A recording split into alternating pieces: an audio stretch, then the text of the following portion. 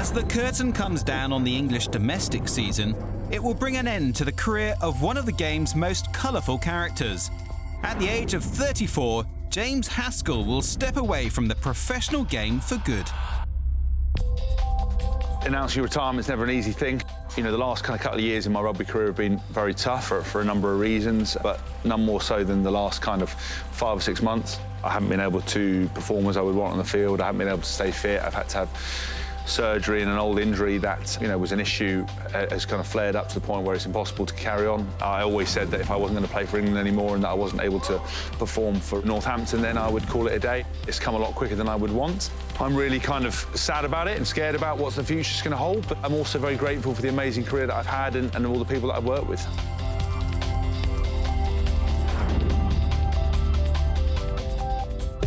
As a young player, you take it for granted that you're going to win lots of things, you're going to win silverware, this is how it's supposed to be. It doesn't work out like that. Since those days, I haven't won a trophy since. Well, actually, we won the PRC Cup this year with Saints. I think I played 2 games in that, so I'll take a small 2% portion of the trophy. But other than that, no, I haven't. I played in a couple of finals, got close to stuff, but not ever won. And, you know, those were amazing, those days. They spoilt me, and I wish I'd savoured them a bit more.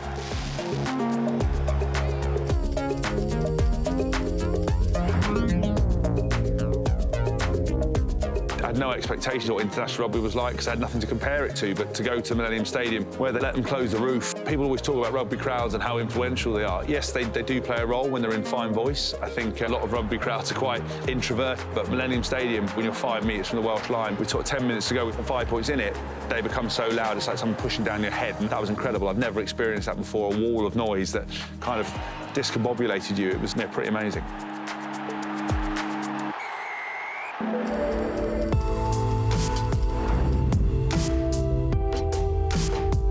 World Cups are a completely different kettle of fish. It's a very different requirement. I think, you know, both of them were a massive anticlimax. I mean, everybody applied themselves in both to perform, but it didn't work out. I attribute that to lots of reasons. Not I want to go into all of that now. The pedigree going into a World Cup doesn't really matter.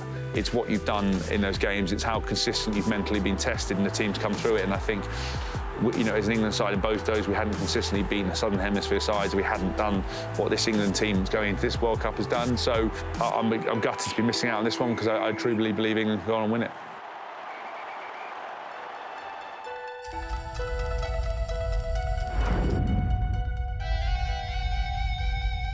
Each kind of environment has been very different. Each environment would have helped me, you know, to be better. But more importantly, it's been the personal development. You know, each has been a test, a mental test of whether I was committed to what I was doing. So much stuff. When I left Wasps, I went from a super professional environment. I went into some environments that weren't as professional. I went into environments that were very, very different, did things very differently. And I think if you've been super precious or super tied to a certain way, your head comes off and you get upset. And that's why a lot of players who go abroad struggle because they have certain expectations and it teaches you to be very self-sufficient. You know, I went there without any family to each place and I had to immerse myself in the culture, and you have to let yourself go and really embrace it, and that's what I did.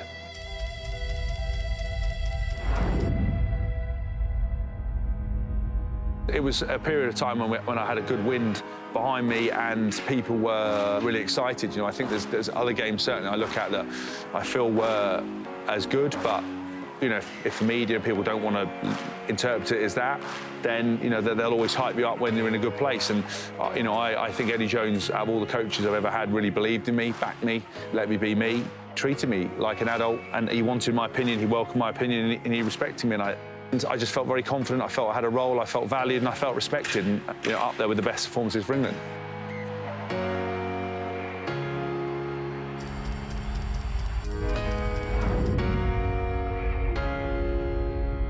I think I'm a perfectionist, so, you know, do I count myself as a true Lion? No. Do I think I was very lucky, and did I ever think I was going to miss out on playing for Lions? Yeah, 100%. I got on the tour through injury from Billy V, but I absolutely embraced it. I made the most of it. You know, I don't walk around calling myself a Lion, but I was on that tour. I played in those 4 games. I gave my heart and soul. I tried to be the best tourist I could be, and I made friends for life, and it'll go down as the greatest tour that I've ever been on, and I'll, you know, always be grateful for that.